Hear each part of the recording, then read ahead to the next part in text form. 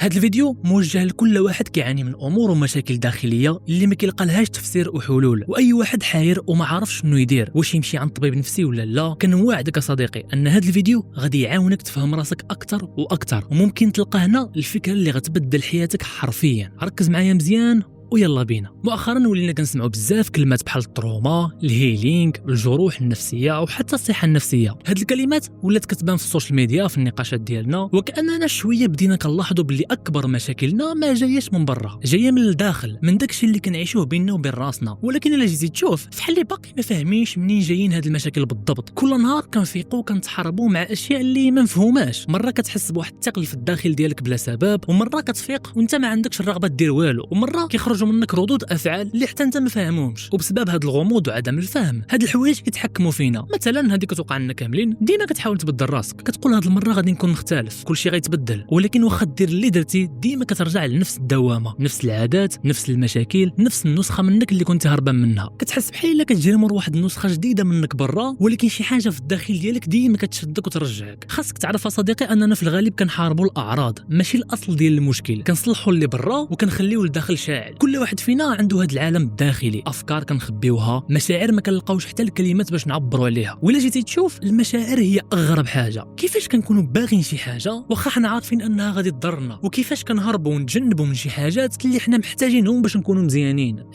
علاش كنخافوا نستريساو من شي حاجات اللي الناس اخرين كتجيهم عادي؟ علاش واخا نبدلوا اللي بدلنا ديما شي حاجه في الداخل كترجعنا لنفس المشكل؟ الحقيقه صديقي ان هادو ماشي تصرفات عشوائيه، هادو اشارات جايه من داك الجزء العميق اللي فيك الداخل، وهذا العالم الداخلي اللي ما كيبانش هو اللي كيتحكم في كل شيء. ودابا الا فهمنا هذا الشيء خصنا نطرحوا واحد السؤال المهم: شنو هو بالضبط هذا العالم الداخلي اللي كيتحكم في حياتنا؟ وشنو كنقصدوا ملي كنقولوا الصحه النفسيه؟ هذا الفيديو ان شاء الله غادي يكون هو البدايه ديال واحد الرحله اللي غادي نحاولوا نفهموا فيها تصرفاتنا ومشاعرنا، وغندويو على العالم الداخلي والصحه النفسيه وعلم النفس وحتى العلاج النفسي. هنا خصك توقف معايا واحد الدقيقه. المعلومه اللي غندويو عليها دابا هي القاعده اللي كل شيء مبني عليها. الا ما فهمتيهاش مزيان كل شيء اللي غندويو عليه من بعد ما غيكونش واضح. كل انسان كيعيش في جوج عوالم، العالم الخارجي والعالم الداخلي. العالم الخارجي هو داك الجزء من حياتك اللي كيبان وكيتشاف، خدمتك، قرايتك، عائلتك، صحابك، فلوسك، المحيط ديالك، هو الواجهه ديال حياتك اللي انت كتشوفها وكتعيشها، واللي الناس حتى هما كيلاحظوها وكيشوفوك من خلالها. والعالم الداخلي هو بكل بساطه داكشي اللي كاين في الداخل ديالك، هو الجزء المخفي اللي ما كيبان لحتى شي واحد، فيه افكارك ومشاعرك وذكرياتك، وهو الطريقه اللي كتفسر وكتعيش بها العالم الخارجي. وهنا صديقي ممكن تقول وعلاش هذه المعلومه مهمه؟ حيت الاغلبيه فينا ما واعيش بوجود هاد جوج عوالم، وكنخلطوا بيناتهم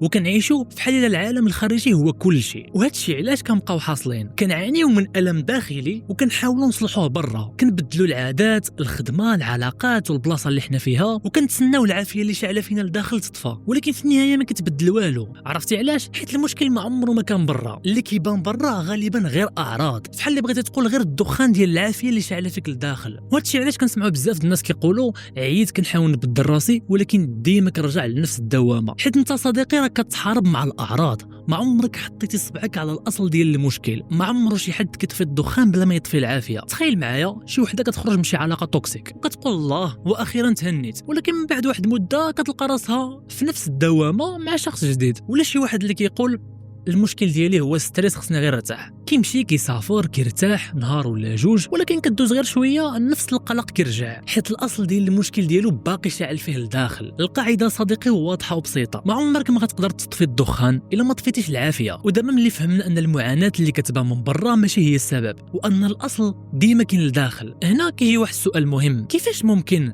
نقيسوا ونعرفوا الحاله ديال هذا العالم الداخلي؟ وهنا بالضبط فين غندويو على الصحه النفسيه. الصحه النفسيه هي ماشي شي حاجه بعيده ولا شي كلمه غامضه، هي بكل بساطه الحاله ديال داك العالم الداخلي ديالك، الحاله ديال البلاصه اللي كتكونوا فيها افكارك ومشاعرك وذكرياتك، وكيفاش الاحساس ديال انك تكون انت، واش مستقر ولا مرون، واش كتحس بالامان ولا عامر بالخوف والقلق. وهنا صديقي خصنا نفهموا انه كيف ما كل واحد عنده واحد الصحه جسديه راه كل واحد فينا عنده واحد الصحه نفسيه، او لا نقدروا نقولوا حاله نفسيه. والسؤال ماشي واش انا عندي حاله نفسيه ولا ما عنديش، السؤال الحقيقي هو شنو هي الحاله النفسيه ديالي انا دابا. الحاله النفسيه هي داك الاحساس اللي كيعيشوك مشاعرك وافكارك كل نهار، كتبان في حوايج بسيطه في حياتك اليوميه، كيفاش كتعامل مع راسك فاش كتغلط، واش كتعاقب راسك وكتقول انا ما كنصلح لوالو، اولا كتعلم وتكمل، كيفاش كتعامل في العلاقات ديالك مع الناس، واش كتبقى مع الناس اللي كيأذيوك غير حيت خايف تبقى بوحدك، كيفاش كتفيق في الصباح، واش كتفيق مرتاح ولا النهار من الاول كيبدا ثقيل عليك، كيفاش كتعامل مع الضغط، واش كتنفجر بالغضب اولا كتسد على راسك وكتسكت، اولا كتلقى التوازن باش تكمل، كيفاش كتعامل مع كلمه لا، واش كتعرف تقولها بسهوله اولا صعيب عليك حتى وانت عارف راسك انك غادي تضر. هاد الحالات صديقي راه ماشي عشوائيه، هادو راه اشارات واضحه من العالم الداخلي ديالك، كتبين واش مستقر ولا مهزوز،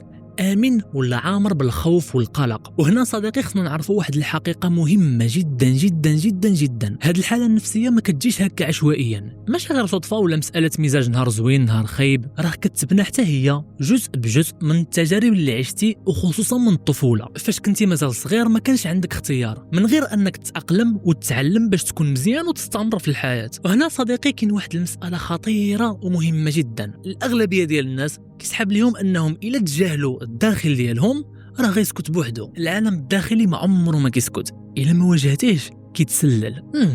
كيفاش كيتسرب في جسمك، كيبان في التوتر الدائم، في العيال اللي ما كيعالجوا لا نعاس ولا راحه، كيتسرب في اختياراتك، كتقول ما غاديش ندير نفس الغلط ولكن ديما كطيح في نفس الدوامه، وكيتسرب في العلاقات ديالك، كتلقى راسك عايش نفس الصراع نفس المشاكل مع ناس مختلفين. والحقيقه صديقي راه واضحه وباينه، العالم الداخلي ديالك راه هو كل شيء، الا ما واجهتيهش ديما غيتسلل على شكل اعراض وعادات ومشاعر اللي حتى انت ما غتفهمهاش. ودابا عاوتاني غننتقلوا لواحد المساله مهمه اللي قليل الناس اللي كيلاحظوها ولكن مهمه بزاف ديال الاعراض والتصرفات اللي كيبانوا علينا حنا كنتوهموا انهم شخصيتنا الحقيقيه، ولكن بزاف منهم هما غير اقنعه اللي تعلمنا نلبسوهم باش نتاقلموا مع المحيط ديالنا. ونعاود نقولها، بزاف منهم هما غير اقنعه تعلمنا نلبسوهم باش نتاقلموا مع المحيط ديالنا. واو كيفاش؟ هنا فين غندخلوا لواحد المفهوم خطير، الماسك ديال الشخصيه. الحقيقه اللي صعيب نستوعبوها ونتقبلوها هي ان بزاف د الحوايج اللي انا كنسميها ونقول عليها شخصيتي ماشي بالضروره كتعنيني انا الحقيقي، هي غير طرق تعلمتها في صغري باش نحمي راسي ونتاقلم مع المحيط اللي تزاديت فيه. تخيل معايا طفل اللي كان كيبغي يعبر ويهضر ولكن كل مره كان كيتقمع وكيسكتوه، كيكبر وكيولي واحد اللي ساكت بزاف ومن بعد كيقول على راسو انا بطبعي انسان خجول. طفله اللي كانت كتحاول تطلب الاهتمام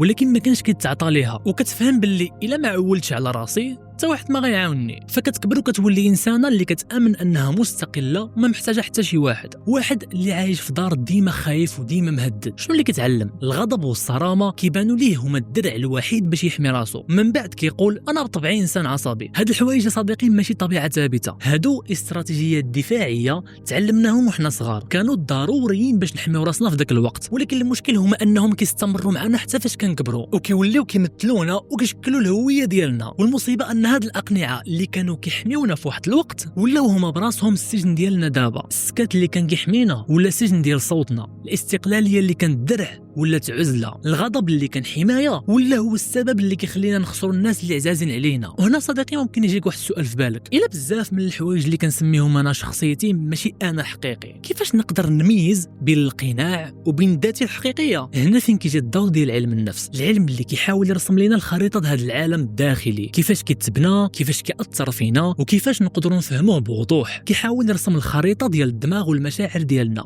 باش داكشي اللي كيبان غامض ومرون يبان منظم ومفهوم. خاصك تعرف صديقي انه في علم النفس ما كنقراوش غير نظريات بعيده اولا داك 10 معلومات في علم النفس اللي كيطلعوا في تيك توك اولا المعلومات السواقيه اللي كاين في السوشيال ميديا. في علم النفس كنقراو حوايج اللي كنعيشوهم كل نهار. ودابا غادي نعطيك امثله ديال شنو اللي كتدرس بصح في علم النفس. اول حاجه كندرسوا الادراك، البيرسبشن. تخيل معايا جوج ديال الناس كيعيشوا نفس الموقف ولكن كل واحد فيهم كيفهموا بطريقه مختلفه. واحد كيسمع ملاحظه بسيطه وكيعتبرها اهانه، واخر كيسمع نفس الكلمه وكيشوفها نصيحه. الموقف هو ولكن الترجمه الانظمه ديال الدماغ كل واحد فيهم كتختلف. وكندرسوا ايضا الذاكره الميموري، كيفاش ممكن شي واحد ينسى تفاصيل شي حديث قديم وقع له، ولكن غير كيسمع نفس الصوت ولا نفس الريحه كيرجع له نفس الاحساس. راه ممكن تنسى شي حاجه ولكن جسمك باقي كيعقل عليها. وكندرسوا ايضا المشاعر الايموشنز، بحال مثلا فاش كتكون جالس ما بيك ما عليك وغير كتسمع شي كلمه بسيطه من شي واحد قريب منك كتعصبك، ما كنتيش مخطط باش تعصب ولكن داك الشعور خرج منك بلا وعي. وكندرسوا ايضا العادات الهابيتس، كيفاش اول مره جربتي تهرب من التوتر بشي كاس ديال القهوه ولا شي كارو، ومن بعد كل مره كتوتر كتلقى راسك اوتوماتيكمون كتشدو عاوتاني. كيفاش تجربه صغيره ولات عاده. وكندرسوا ايضا العلاقات الريليشن شيبس، الطريقه اللي خدينا بها الحب والامان وحنا صغار كتاثر بشكل كبير في كيفاش كنبنيو علاقتنا مع الناس دابا. وكندرسوا ايضا الهويه الايدنتيتي، السؤال ديال شكون انا. واحد الطفل اللي كان كل مره كيغلط كيعاودوا يقولوا ليه انت راك مكلخ، انت ما كتصلح والو، كيكبر كيولي عنده نفس المعتقد على راسو، انا مكلخ، انا ما كنستاهلش. الهويه راه ماشي اختيار، كناخذوها من الانطباع ديال المحيط ديالنا علينا وحنا صغار. علم النفس صديقي كيعلمنا ان السلوك ديال الانسان ماشي فوضى، هو فيه انماط وقواعد. والا بقات الخريطه ديال العالم الداخلي غامضه بالنسبه لينا، علم النفس كيجي باش يوضحها ويبين الطرق اللي خدامه في الخفاء. ولكن هنا خصنا نوقفوا على واحد المساله مهمه، الخريطه بوحدها ما كتكونش كافيه باش نبدلوا الطريق. ممكن تعرف كل شيء على راسك وتبقى دير دورات وتقرا وتتعلم، ولكن مع ذلك باقي حاصل وغارق في نفس المشكل. المعرفه كتوريك الباب، ولكن واش المعرفه كافيه باش تغير؟ بطبيعه الحال لا،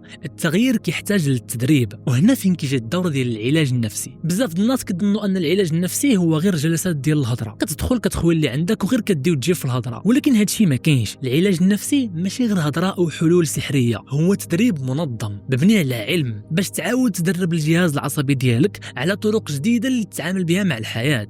وشنو الفرق؟ علم النفس كيقول لنا علاش كنتصرفوا بهذه الطريقه، ولكن العلاج النفسي كيعطيك فرصه باش تغير كيفاش كتصرف. بحال شي واحد اللي قرا جميع الكتب على العوم، شاف الفيديوهات، حفظ التقنيات، ولكن الا ما نزلش الماء راه ما عمره يتعلم يعوم. العلم كيعطيك المعلومات، ولكن العلاج هو الماء اللي خاصك تدخل ليه باش تغير.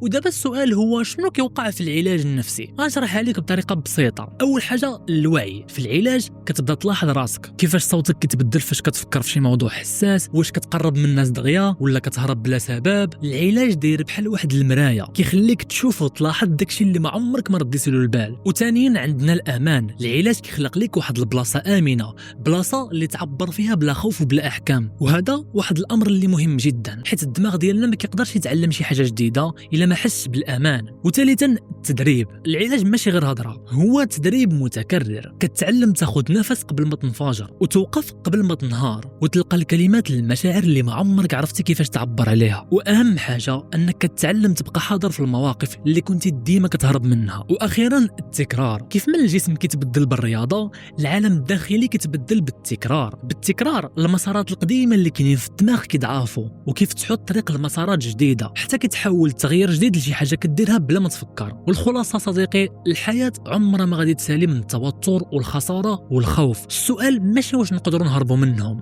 السؤال الحقيقي الا وقعوا واش نقدر نرجع للتوازن من بعد. وهنا فين كاين القوه ديال العلاج النفسي. كيعلمك تنظم راسك بلا ما تنفجر، وكيعلمك توقف بلا ما تنهار، وكيعلمك كيفاش تختار بلا ما تعاود دير نفس الاخطاء. العلاج النفسي راه ماشي ضعف وماشي رفاهيه، العلاج النفسي هو فحال واحد الصيانه. كيف ما كتهتم بجسمك بالرياضه، خاصك تهتم بعالمك الداخلي بالتدريب، لان الحقيقه اللي خاصك تقبلها راه ما تقدرش تفكك القوانين القديمه اللي تاقلمتي عليها غير بالتفكير. خاصك التدريب، والعلاج النفسي هو البلاصه ديال التدريب. ومن غير التدريب كتحتاج لواحد المرايه محايده تشوف معاك وتلاحظ داكشي اللي ما كتشوفوش انت. وهنا فين كيجي الدور ديال المعالج النفسي. وحتى هنا صديقي خصك تعرف واحد الحاجه مهمه، المعالج النفسي راه ماشي شي واحد اللي غيبدل لك حياتك بجوج كلمات، غيعطيك واحد التعويذه سحريه غادي تنسيك في الاكس. الدور ديالو اعمق بزاف. المعالج هو المرايه اللي كتوريك الحوايج اللي انت ما قادرش تشوفها بوحدك. وعلاش زعما؟ حيت ملي كتكون انت منغمس في العالم ديالك كيبان لك كل شيء عادي، حيت سنين وانت عايش فيه متعود عليه، وكتقول مع راسك هذا هو انا،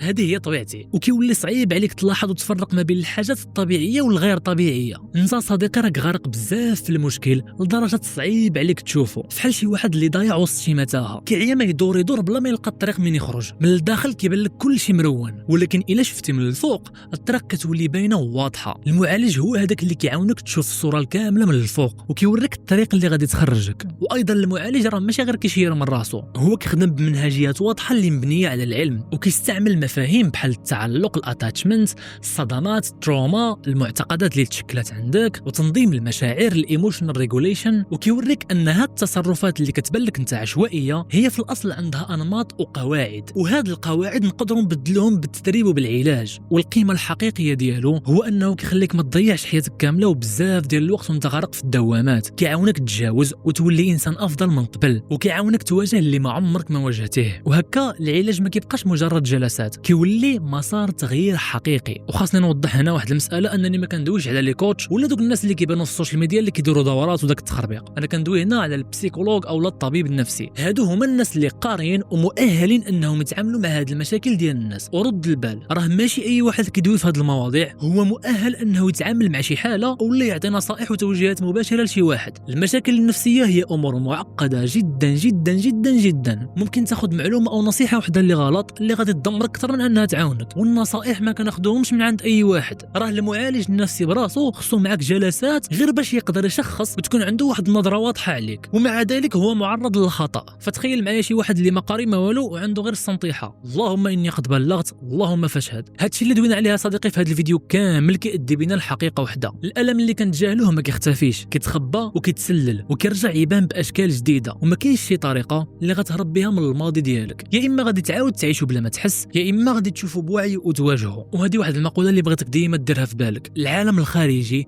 ما هو الا انعكاس للعالم الداخلي ديالك. والقانون اللي ما غيهرب منه حتى شي واحد، العالم الداخلي ديالك هو فحال واحد اللساس، الا كان شاعل وعامر قلق وخوف غادي يحرق اي حاجه تبنات فوق منه. الخدمه، العلاقات، الصحه، كل شيء كيتاثر. وهنا بالضبط فين كتبان الاهميه ديال الصحه النفسيه. هي ماشي رفاهيه وماشي كماليات، هي الاساس والارضيه ديال حياتك كامله. الا ما كانتش مستقره اي حاجه بنيتي فوق منها راه غادي تطيح، والا كانت مستقره اي حاجه كتبنيها فوق منها كتزدهر. وديما تفكر هذه المساله، المعاناه ديالك ماشي حكم مؤبد، هي انماط وقواعد، والانماط كيتعاودوا والقواعد ممكن يتكتبوا من جديد. وهنا كنكونوا سالينا الفيديو، جاوبنا فيه على الاهميه ديال الصحه النفسيه، وشفنا كيفاش بدات من الفرق ما بين العالم الخارجي والداخلي حتى وصلنا للمعالج النفسي. هذا الفيديو كان مجرد اول خطوه في واحد الرحله طويله. الفيديو الجاي ان شاء الله غادي ندويو على الاصل ديال الاصل، الطفوله. غادي نوريك علاش وكيفاش التجارب الاولى ديالك كتكتب القواعد اللي باقيين كيحكموا حياتك لدابا. كنتمنى يكون عجبكم الفيديو وقدرت نوصل فيه المعلومه، ونكون خليتك تفهم وتشوف شي امور اللي ممكن تعاونك تفهم راسك اكثر واكثر. غنكون سعيد جدا نقرا التعاليق الا كانت عندكم شي ملاحظات كتبوها لتحت، وبطبيعه الحال الا عجبك الفيديو اللايك والسبسكرايب وتبارطاجيه مع الناس، حيت هذا الفيديو مهم جدا وممكن يستافد منه اي واحد. ودائما تحت شعار seen